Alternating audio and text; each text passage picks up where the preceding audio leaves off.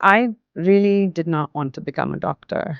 At the back of my head, I wanted to be a musician, have a career in music instead of just having a hobby. The whole house used to shake. We'd wake up in the morning, my brother would always have music on. In India, we think of music more as a hobby or something sweet you can enjoy, in your free time. The youth of today don't even have the patience for a pop song. I was shocked, actually. I discovered this. Yeah, no, not even 3 minutes. I really like doing it. It's just that I never expected it to be so intense. Yes, of course. Because all of me is involved when I'm singing. So my daughter said, Mom, you should think of starting a girls' group in Delhi. 2 months later, Mirai stopped. Why have you joined a choir? And they're like, because I want to find my voice. The amount of people that have said that is like mind blowing. Because then you're like, people are looking for ways to like constructively Express themselves. Yeah. Because you don't stand out necessarily while you're singing. But I think it's a community where you just kind of get to know people and you enjoy interacting because you share a common love for something. Yeah. They are lifelong because you can keep growing in it. It's not something that you ever arrive at. Okay, everybody, on an go.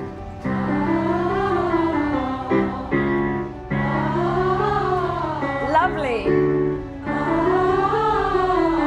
Add a smile. Look pleasant, yeah?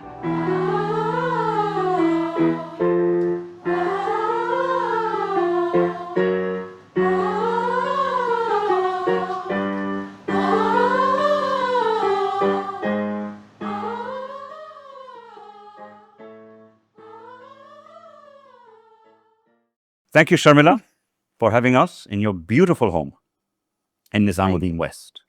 Now, Thank you. for our viewers, could you please tell us what you do today in Delhi?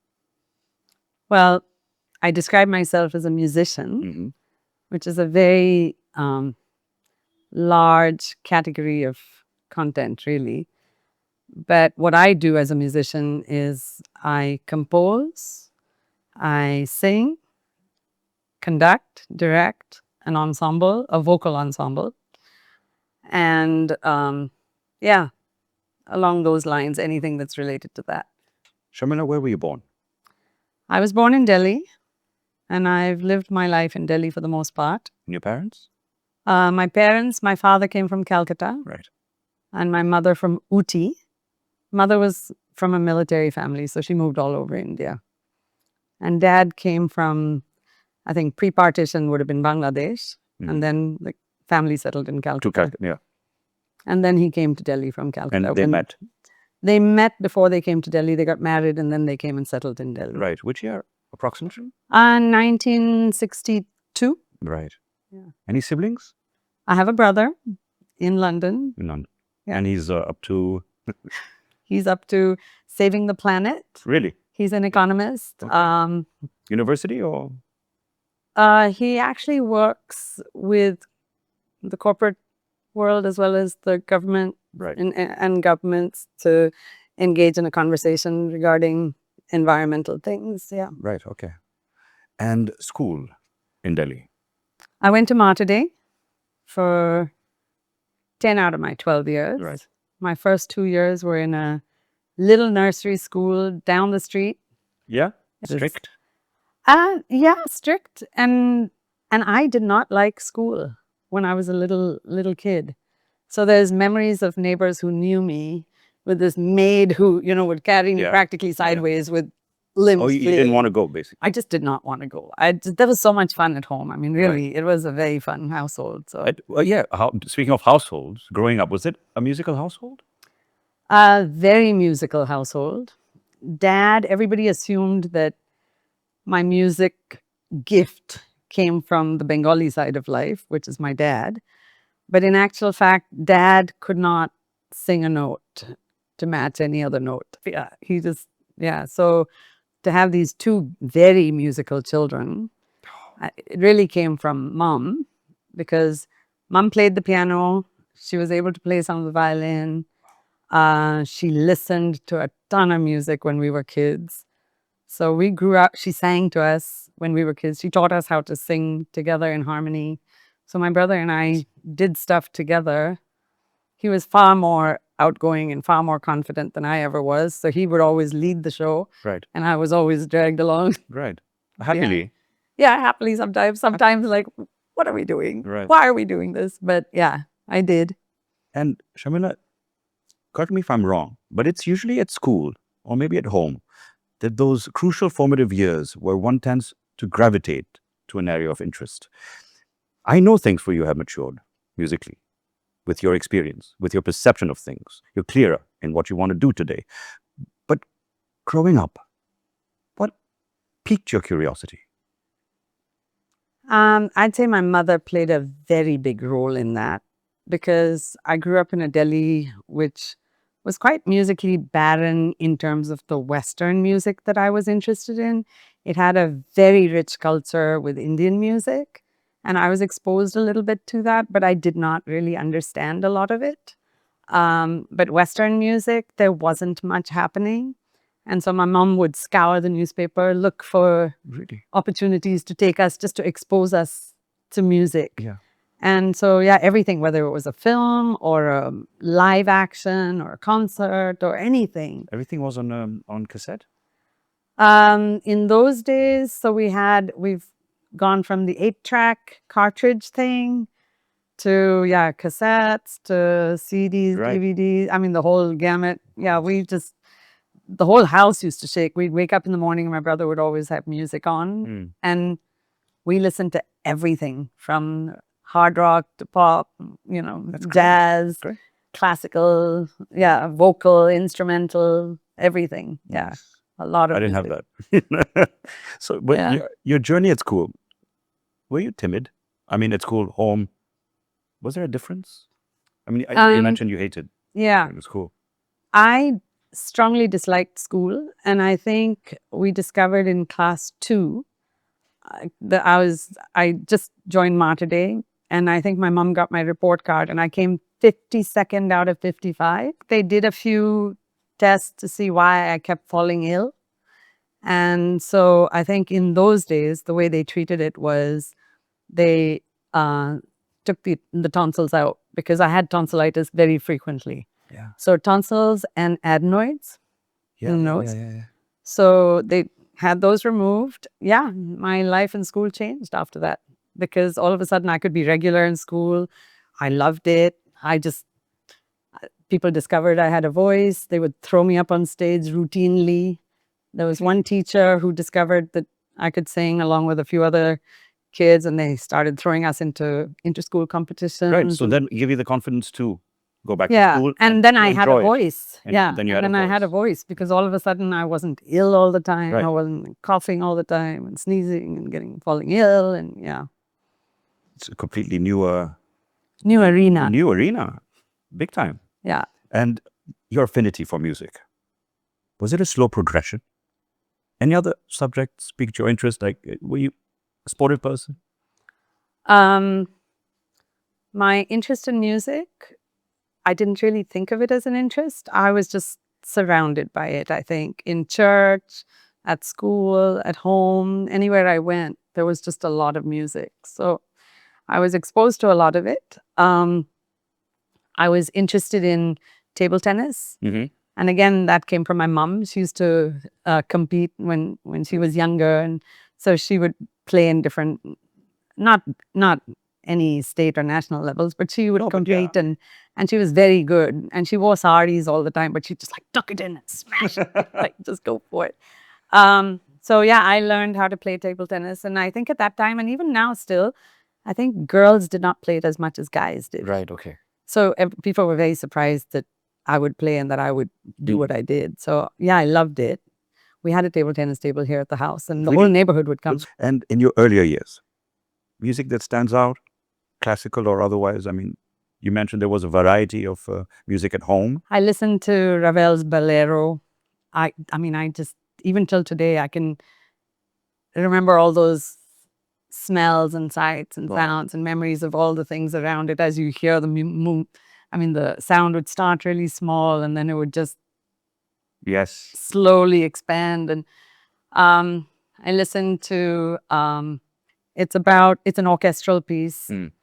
and the music starts with just this little rivulet up in the mountain, And then it like that. meets another one, and then there's really white water because they're meeting, and then they come down into the plains, Right. and then it just grows into this fabulous river, Right. this expansive, majestic river. And long, right? Because it's do you Yeah, it's a long do you piece. think the youth of today have the patience for this? The youth of today don't even have the patience for a pop song. I was shocked, actually. I song's like discovered 3 this. Yeah, no, not even 3 minutes, because they'll keep changing it. They keep Or the they'll next listen to a one, the part of the next one. song and then they go to the next song. That I just couldn't get over that. Right. That's incredible. Yeah. Yeah. And you hold a degree from Illinois. Yes. Do you think it's important to have that formal background, that education? Your degree was in My degree was in vocal performance. vocal performance, right? For young performers. Is No, it this was a important? college. Oh, you mean for young performers? Yeah. So when I was considering music, I was getting ready to graduate from high school, and I was actually headed towards medicine because I was doing the sciences at that time. And I really did not want to become a doctor. At the back of my head, I wanted to be a musician. Struggle. So for a Bengali dad and a Tamilian mom who were academic and they enjoyed education, Yeah. I think for them, and at a time when what was music Yeah, exactly. and what would you do with the music? So I think that was a question until my father said, if you're going to do music, then do it properly, get a degree, have a career in music instead of just having a hobby. Mm. And I think at that time, and unfortunately, we're talking decades later, it is still hard to get a hardcore degree in Western music here. Yeah. So a lot of the kids who are interested in it end up leaving And no coming. and then don't return because the opportunities are limited. But I think that the degree itself was very intimidating for me because here I was coming from India, very ill-equipped, very ill-prepared, meeting other collegiate level performers who had been performing probably since they were like 5 or 6 years old, had been trained. I was the only Indian in the program at that time, and there were a lot of Americans because at that, yeah. And they'd be performing since they were. Yeah, I mean, to get to that level, you were probably being trained for that. I mean, that was, so I think it was very intimidating when I went. Wow. And Initially. And after 2 years of it, it was a 4-year program. And after 2 years, I called home. And in those days, you made those 3-minute phone calls through an operator. Yeah. Yeah. And I talked to my parents and I said, I don't think I can do it. It's not quite what I thought. Because it was very intense. the pressure? Pressure, the requirements, the expectations out of the program. Because it wasn't, I think in India, we think of music more as a hobby or something Yeah. sweet you can enjoy, in your free time or something in the cracks of your life or something. But the program did not think of it that way. They thought of it as a very academic, rigorous, very requiring a lot of discipline, focus, a lot of hours. Yeah, of So course. yeah, I said, don't want to do it. And my mother said, that's fine. It was your idea. Guilt. Yeah, it was my idea. Yeah, it was your. And I think once I realized that, I was like, yeah, I really like doing it. It's just that I never expected it to be so intense. Yes, of course. And so that was a change in your perception Mm, in relation to music that you discovered right there and then. yeah. That was your idea. Yeah. Yes. And I think it's very useful for young performers because I think structure is needed even in the arts, because if it is always nebulous and hard to kind of grab onto. There's really no way to direct your progression and your direction forward, Right. And, because then you just kind of muck around right. a lot. Right. So yeah. I thought of you, Sharmila, when I came across this. Yeah. Simplicity is the root of all genius. Do you agree? I would Yes. agree, for sure. I think a lot of life boils down to fundamentals. And those fundamentals sometimes are just very simple. But hanging on to those fundamentals and then applying those fundamentals in everyday life, that's where the trick is. I mean, primary colors, just 3. Right. But millions of shades out of those 3 primary colors. But it's very simple. It's just 3 primary colors.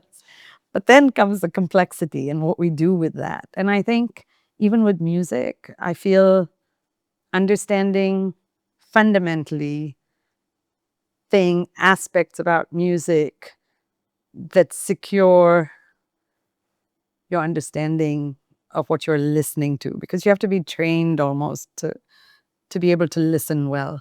College did that for you? College definitely did that. They required you to attend 20 recitals or concerts every semester. So I was there for Serious stuff. 8 semesters. So yeah, you had to listen to a lot.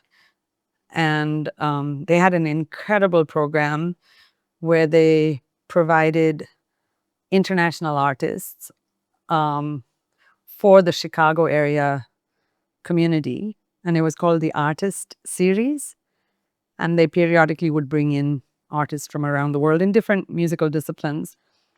And they allowed us students, because we had no money and, I mean, these were expensive tickets to get into, they would allow us to usher for those concerts, so that as music students, you had an opportunity to hear these amazing artists and you didn't have to pay the price that the community was playing. So yeah, I made full use of that. Wonderful.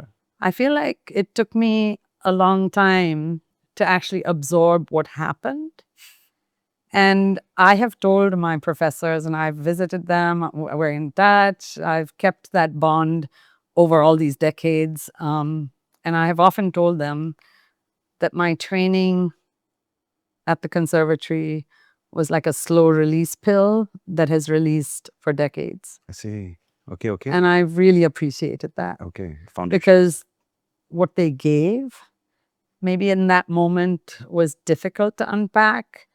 But when the time came, started to You could apply it when you came back. I could start to use Yeah. and start to understand where they were coming from when they were giving those. see. Yeah. My brother was a brilliant musician also in his own way. And that picture, which maybe you can look at later, Yeah. he was in Chicago for the concert, because when you graduate at the Conservatory, you have to do a full concert. That's part of your requirement. And you have to do it in French, German, What? Italian, and English. Okay. Yeah, because it's the Western. Yeah, it's a Western vocal Kind of, performance. yeah. Yeah. So he was wandering around in Chicago and he met this guy who was a street artist on the road. Mm-hmm. And he was sketching, and he was sketching this. This is Central Park Central Park? in New York, Wow. but he was sketching it in Chicago. And my brother from What? Delhi. From Or memory? maybe from a picture. I don't know. Okay, I okay. wasn't there. But still. But my brother from Delhi is in Chicago for this sister's vocal performance recital. And so they're talking, and this guy says, I do this art because I'm supporting my sister through music school. And my brother said, what do you know? I'm here for the same thing. So he had to buy the picture. So it has stayed in our home since. Yeah. Wow. Music is spiritual. The most sensitive musical instrument is the human soul. The conscious decision to follow a spiritual path and closer to music came when for you? I heard a lot of music in church. Yes. I really enjoyed church music. It had a whole history of its own for centuries. Centuries. And at that time, I was a soloist. So I was not looking at choral music necessarily. I was just looking at solo performance music. And I'd had this experience, which I think maybe artists would have had a similar experience. But people responded to my singing. And when they responded, I knew that I needed to do something with my voice to allow it to be an avenue for healing, for just joy, for something. It is interesting that my instrument is voice. You called music of the soul, Yeah. an instrument of the soul. But because I'm a vocalist, and when I teach other singers, I usually would say that your entire body is the instrument. When you're a pianist, your piano is there. That's your instrument. Or when you're a violinist, you carry your violin around and that's your instrument. For me, it is a very spiritual experience because all of me is involved when I'm singing. I'm shy inherently, all right? But I chose performance, pairing my soul, make it in front of an audience, even in rehearsal. Are you as well shy discovering yourself? Music? Was it a private study, music? And what shape did it take? My name is Sharmila, Right. which means modest and shy. And my parents meant well when they named me. And they named my brother Jyoti, which is light. And I think they meant well as well. But I think for me, the name itself influenced my whole temperament, I think. Interesting. And I was very diffident and very shy and very unwilling to be in front of an audience. I don't think my mom was too fussed about that because she threw me in front of an audience at every opportunity that she got. And actually, it worked ultimately. Ultimately, yeah. But I really had to go through something internally in my mind, in my heart, in my soul, just something to come to a point where I could be comfortable in public and not worry about it. And what happened was Yes. a very interesting thing. I looked at my name and I said, sometimes names are defining. We don't realize it, but sometimes they are. So I looked at my name and I said, I've got Tamil roots, I've got Bengali roots. So I looked at Sharam, Mm-hmm. Ille, no shame, none whatsoever. Really? Yeah. And I said, yeah, I am who I am by the grace of God. I have the gifts I have the abilities, I've had the experience or the training, and there's always more needed. But what it is, it is. Yes, of course. Well put. Well put. And today you have a daughter, Yeah, who also Name? feels, yeah, Safia. Safia, who's an incredibly gifted musician, but more importantly, an insanely careful, empathetic, mature soul. Mm. You think her education starts at home? Most definitely. And I think should always continue at home, even when the child goes to school. I think a lot of parents send their kids off to school in the hope that the school will educate the child and raise them. Mm-hmm. And their responsibility is kind of done other than paying for that. And I think for both Randall and for myself, we would have loved to have more kids. That never happened. But yeah, Safia was very much part of the conversation of life on a daily basis. She was a dancer at the age of 5. She started doing Bharatanatyam. And just going to dance and coming back, there was a lot of conversation. And we talked about life. I mean, to the point that I don't think there's anything she would ever hide from us. Because nothing was met with, I can't believe you're doing that. Or, nothing was met with Yes. like the fear of being found out or something. It was just, you're just having a conversation with mom and dad. And I think That's important. it is. And I feel for kids who don't have that. Because the struggle that they probably, the turmoil inside. The secrets. Yeah, the unnecessary. Carnegie. said, when I go to a concert, not only do I want to hear the artist's voice, I want the artist to challenge me, to take me somewhere perhaps I hadn't thought I wanted to go. Thoughts? As an artist, you engage with your art in a very intimate, in a very personal, in a very present way. And other people may be coming to be spectators of that art, don't have that preparation, maybe, or may not have had the exposure. There may be people who have, and there may be people who have far more than you do in that moment. But the audience is always mixed. So you're always presenting what you do to people who are coming in from various levels and degrees of experience and exposure. So I think as an artist, I always feel like I want to present the art form in a manner that they can best enjoy it.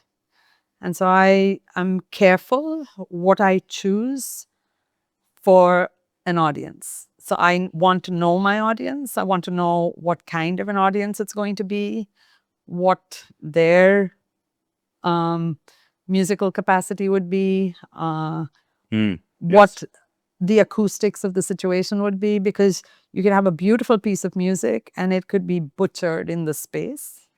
So yeah, I think you are taking your audience down avenues that they probably just would not have imagined going down. And so hopefully you are doing whatever preparation you can in order to facilitate that. When you performed at Carnegie Hall a few years ago, right? So in the middle of the conducting program that I was doing, I started to look at different conductors and started to look at different styles and different genres of conducting. And so I think in the course of that time, I was exposed to a particular conductor. She's a Afro-American woman, Dr. Jillian Harrison. And I was interested because in my mind, I thought, I'm a woman. I'm not a Caucasian woman, which is where a lot of the Western classical music lives in a lot of the Western countries. So I could relate to where she was coming from. And she was going to do a piece of music at Carnegie Hall in a choral setting. Oh, yeah. And it was going to be a piece of music that was based on the Afro-American Kwanzaa, or the celebration of life. Right. And I was just really taken. The composer was Henry Burley, and he was probably 1940s, classically trained, conservatory, all the correct, tick marks as a musician, brilliant composer. He himself was a Black American composer. So they were going to do this piece. Wow. And I interacted with Dr. Jillian Yes. on Zoom because I was here, she was in the US. And we interacted about this piece. We talked about what I was doing, what she was doing. And then she said, yeah, that'd be amazing if you could be a part of it. We'd love to have you. And I talked to my family because, yeah, there's a lot involved. I mean, for me to just waltz off. But Right. yeah, very supportive, Safia and Randall. And so, yeah, I worked on the piece of music because that is the design, is you work on it yourself. And then you come in for limited rehearsals. There. And then perform there. Yeah. Daunting? Carnegie Hall, after all. I think I was more excited about the acoustics of the space. I could not, I just could not believe the acoustics. Really? I've heard about it. That's great that you would. Yeah, I mean, for me, I think it was just like, this is what people talk about. Right. This is what it is. I mean, when you look out and you see it, it is acoustically stunning, but it's a brilliant space to perform in on top of that. It's just beautiful. History. And I mean, there's not very many places like that in the world. No, I mean, there isn't. yeah. So I think it has a name for what it is. It was tremendous opportunity. It was a tremendous privilege to meet her, to talk to her, to engage with her about what I'm doing, what she's doing. And maybe at some point later down the road, there may be something else that we can do. Seriously, we're very well done. Very, very proud. No, not at all. No, not at all. You're It's- learning. I mean, Your learning continues. learning continues. Actually, I think for me, it's going to continue for life because I feel like there's so much. Clive Gillinson, who's the executive director of Carnegie Hall, said, "Concert always starts with the artists championing what they want to tell, the music that speaks to them, ensuring to reach an audience with that story." Was this the ethos behind Mirai? Could you tell our viewers how your choral ensemble Mirai was born? Discipline, direction, honing, inspiration? I wish was it? I wish I could say it was that inspired a beginning. No, but yeah, okay. Yeah, that sounds wonderful, but it wasn't at all. Tell- It was. I have a studio which is made up of students that are learning voice from me one-on-one, and occasionally, well, regularly, we do concerts where they sing solo for limited audiences, just to give them a chance to learn to perform. But 2 Christmases ago, we did a performance at the Vatican Embassy Chapel in Delhi. And I didn't think anything of it. It was another performance that we did. I enjoyed working with all of them. They did a great job. It was fun. Went home. End of story. Life continues. So this would have been like November, December 23. Then sometime in like February, March of 24, my daughter was playing something on her phone. Some piece of music was playing, and that happens. But I listened and I said, "Who's singing that?" And she said, "Your girls." And I said, What? "Seriously?" I said, "But they sound really good." I was just like really struck Yeah. that it sounded the way it did. Because I in my memory in that moment, it was beautiful, but it was what it was, and I carried on. And I'm very much a live moment and then move on. Okay. So, but when I heard this, I thought, they really sound good. So my daughter said, "Mom, you should think of starting a girls group in Delhi." And I was like, "Nah, not even." 2 months later, Mirai starts How? in April, because I considered everything that was happening. I had invited a quartet of instrumental musicians from London to come to perform in December of 2024 Can you me?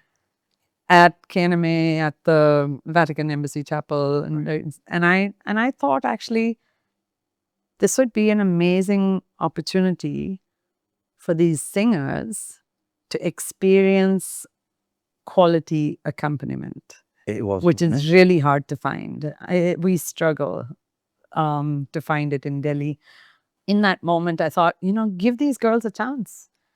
Because if we go for a mixed choir with men and women, we're stuck again, because it's hard to find men who have the time, who are committed, who want to work on it, and have a natural inclination to that. Of course. Yeah. So then the moment I'd start taking men, then I have to balance it out with the women. And so all these other women who want to sing don't get a chance, because I'm balancing these men with these women. Right. So I said, forget the men. They've got opportunities in the city that they can join in for if they want. They're always short of men. I said, we'll do it without. I started out my choral career in college in a women's ensemble, conducted by a brilliant conductor. So I'd already had that experience. And from the degree I just finished more recently, I started to see a lot of women composers, started to see a lot of male composers through the centuries that were composing for women's voices that I'd never paid attention to before. So that's how Mirai happened. And Was a lot of these factors rolled and snowballed into into Just what it do is it. today. Yeah. And can you tell me a little bit about the journey you embarked on earlier this year? I mean, culminating with a groundbreaking trip to London to perform at, I'm not going to pronounce it. Okay. Cadogan Hall. Yes. It was the first Indian choral ensemble to be invited to such a prestigious event. Talk me through working with the composer, Ola Yellow. How did that happen? Again, as a result of the connections I had from the grad conducting program, I heard about this group in London, and they were going to invite Ola Yellow to come. He was going to Norwegian composer. Norwegian composer, settled in the US, Yes. coming to the UK to do this concert at Cadogan Hall. It's a concept called a festival choir concept, which is choirs that exist wherever they exist on the planet. They work on the music independently.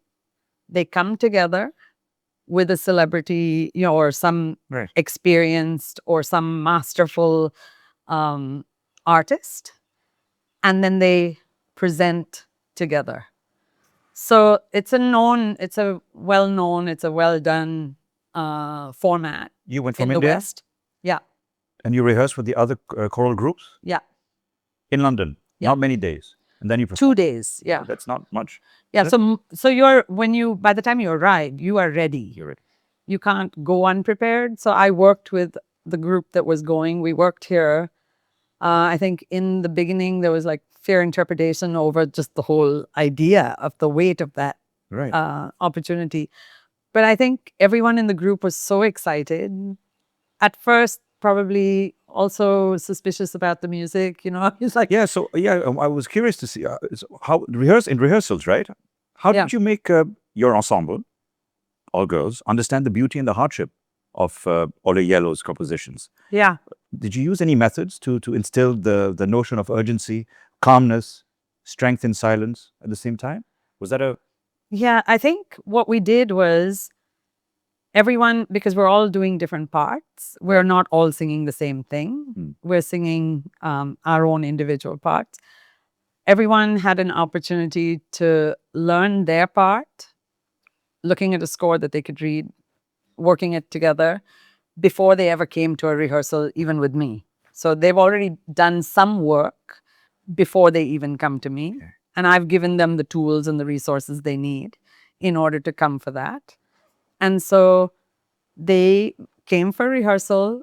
We talked about Ola Yellow. We talked about his compositions. We talked about his inspiration, because I was really blown away by how cinematic and how different his choral sound is from other choral music that we've done. So tried to help them to visualize some of that beautiful scenery that he would have grown up, just second nature to him. Right. Literally. I mean, just landscape in all the Norway. landscaping and just how cinematic that was. And the fact that he employed a friend's poetry that was very sparse, very stark, but beautiful, that really described that terrain beautifully. So we talked about that. And then I realized one day, I think we were practicing and we were at all different stages of our preparation and development and everything. And then one day I thought, I think we're just getting this piecemeal. So I'm just going to start rehearsal just reading the poetry. Forget about the music. I see. Just read the poetry and just listen to the poetry. And so I did that. And I think for everyone present, that was quite a moment, because then all of a sudden they could place that poetry in the context of what they were learning for the song, and they could get the bigger picture. The context. Yeah. And I think that was a really defining moment, I think, for us as a group. I think everyone remembers that day who was present. And then off we went. We were so excited to meet other singers. We don't get to do that often here, right? No. So it was such an opportunity to meet singers from other parts of the world who are far more trained, maybe far more educated in choral music or whatever. But our girls felt very prepared, felt very competent, felt very able to enjoy the moment instead of like be worried about it. Yeah. But I'm just curious because you've got so many choral groups. You have to find that balance quite quickly with the others, that tone, no? So the amazing thing about choral music, or the amazing thing about Western music across the board, is there's a lot more experience of working together as an ensemble. Okay. I think our tradition is more solo here, local. Our local traditions tend not to have harmony, tend to have more melodic traditions, melodic and lyrical traditions, whereas this is more of a choral tradition, which is more harmonic, which for me is the exciting part of being in the role that I'm in. I really feel every culture could benefit from a choral experience because it really teaches you that every single voice in the ensemble is important, but every single voice is not necessarily saying the same thing. Yeah. You do not have to be in complete unison in order to be in harmony. When you look at a score of music, similar, I would say, for the lack of a better analogy, I look at a piece of poetry. I hand you the script. Mm-hmm. Depending on your accent, you will read it in the manner that it affects you. Right. But you will read the same thing that's on that script. Yeah. Hand it to me. I will read that script, possibly with my accent, so it'll be slightly different, and the way I interpret that.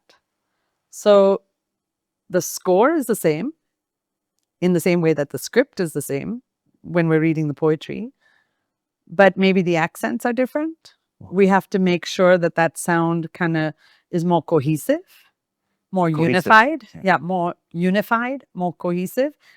And surprisingly, that'll happen in points of the music. It doesn't happen across the music. And then you have the concept of a conductor. Maybe you would have gone faster when you read your piece of poem, and maybe I would have gone slower. Right, so. But the moment you have somebody telling you the speed that we're all going to go at, then all of a sudden, everybody is following a common rhythm, a common tempo. So I think the whole concept of choral music is an aspect of community. Yes. With each voice being valued regardless of what they're doing in it. It is an experience. And I think they experienced that. Do you have any piece of advice you got during your career or your personal life that changed your perspective, your approach to your work, your personal life? As an artist, I think you know from the beginning that it is going to be a journey.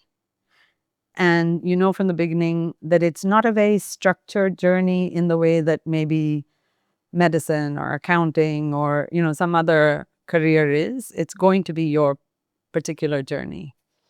And so I think as advice, I think it's really important to have people around you that encourage you in what you're doing.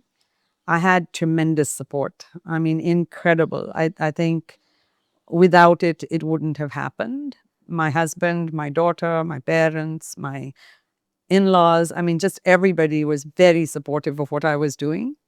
So I think it's really important to be around people that understand and will support and encourage you what you're doing.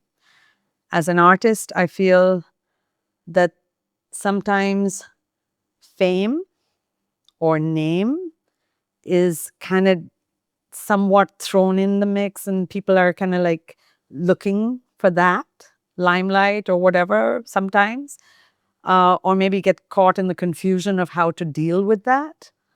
And I think Oh, I see. for me, the biggest piece of advice I could give is stay true to the art and refine your skills and keep getting better at them.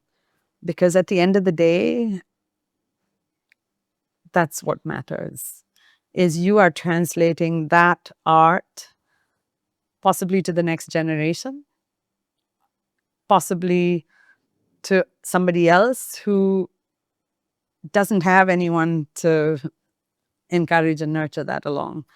And it is critical, I think, to just stay focused on the art. In Delhi, Delhi, what's the situation like here for a choir compared to abroad? The exposure of funds, is it mostly in schools? Is there any interest? Is it growing? The whole choral experience has a very niche audience in Delhi, very small. For a city of 33 million, I can imagine every time we do a concert, it's the same audience. It has grown.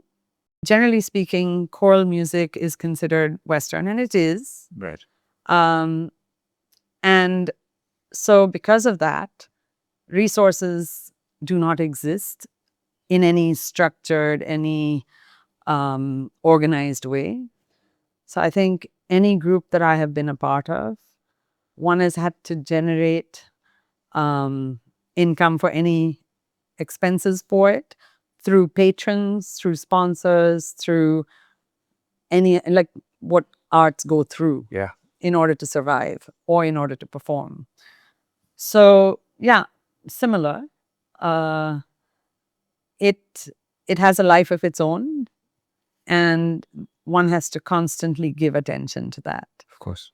in order to help it continue. Is there fierce competition within the community? So there's the Capital City Minstrels. You've probably heard of Yeah, them, but yeah, of course. they're probably the most known name for choral music in Delhi. The other couple of groups are now, there's one group called the Delhi Christian Choir. I don't think there's competition necessarily. I think there's very different spheres of what we do, because Capital City Minstrels still does the kind of music and the kind of concerts that they do. I think we are a very new entity on the block. We just started in 2024. So we're still developing an identity, but I think our clear space is we're a women's ensemble. There isn't another Very one. clear. Yeah, there isn't another one in Delhi that I know of. And I'm in the scene, so I don't see that there's any competition for that. I think the girls love singing. I want to nurture an environment in our group that is very healthy, happy, supportive, and I think it is. It's fun to watch Comes them. down to you as well, of course. Yeah, Yeah. and they're just a really sweet group. Yes, they are. They are. You Yes, know them, I know. I've seen them. and Yes. it's just fun to work with them. Yes. And And some talent, I must say. yeah, definitely. And you want to nurture that, and I feel a responsibility, because this is another generation. When I was their age, I did not have what they have, what I can give them now. And so I want to give them as much of your knowledge, of your yeah, experience. as much as they can get in the time that they're here. They're going to go off to college and they're going to have their own experiences. But I am here. A lot of the people who trained have gone and left. So And they're in a safe environment. yeah, and it's a happy, learning. they're learning, I'm learning, we're growing, we're expanding, we're doing what we do. Beautiful things. Yeah. Do you agree, Sharmila, that an artist cannot be labeled as the greatest painter or the greatest musician? It's doing him or her a disservice. For example, if he or she reminds you of a Schubert or a Rachel Portman, an artist has to be an individual, an original like you. Know what I mean? Does choir imbibe that philosophy? Can you stand out as an individual, or? Can you stand out as an individual in a choir? Yeah. Okay, that's a very good question. Yeah. Because as an artist, you are who you are, and there will be no one like you, because your whole life and everything that you've been through keeps contributing to who you are as an artist. As a choir, you may be made up of many talented, gifted, wonderful voices, but as a choir, the intention is not to stand out. The intention is to blend and support each other. And I think that's why I often tell the choir, or I tell solo singers when I'm working with them, I will use an example and I say, when you do this in choir, this is how you would do it. When you do it as a soloist, this is how you would do it, and it's not the same. Very different. It's different because your intention as a soloist is to hold on to your audience, is to really walk them through your performance by really very intentionally, very directing. You want to direct them through that experience, and you're doing it all alone as a soloist. But as a whole group, you don't want anybody, not even the conductor really, because the conductor's got the back to you anyway, but you really want everybody to work in one direction together. Yeah. So in a choir, if you're standing out, you're doing your choir A disservice. disservice. Yeah, of course. I want to ask you a few questions from the post questionnaire. You ready? Okay. Okay. What are your favorite aspects of your personality? I work hard. Say no more. Your main failing. My diffidence. Favorite heroes in fiction. Any character out of Pride and Prejudice and Sense and Sensibility. Jane Austen, almost anything. Your favorite composers. I love Schumann, Schubert. They wrote a lot of instrumental, but they also wrote brilliant vocal stuff. Loved it. The reform you admire the most. The reform, abolition of slavery. I think for me, the movie Amazing Grace, Right. William Wilberforce, and what he did to eradicate slavery in England. Yeah. So I think in India, translating that concept of slavery into even just our experience with people that work for us, I understand.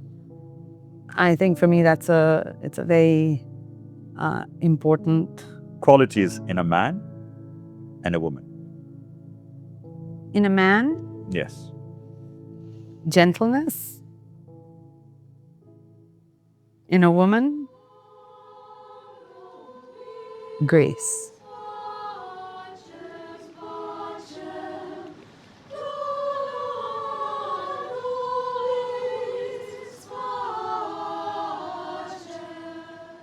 Ready, go.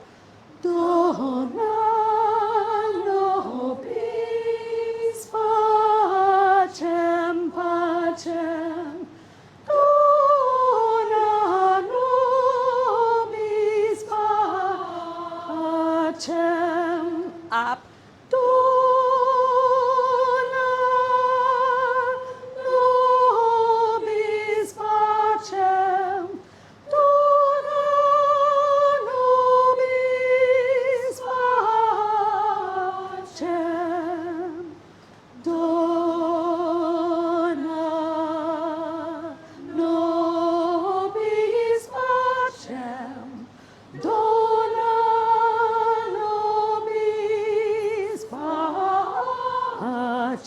Get ready and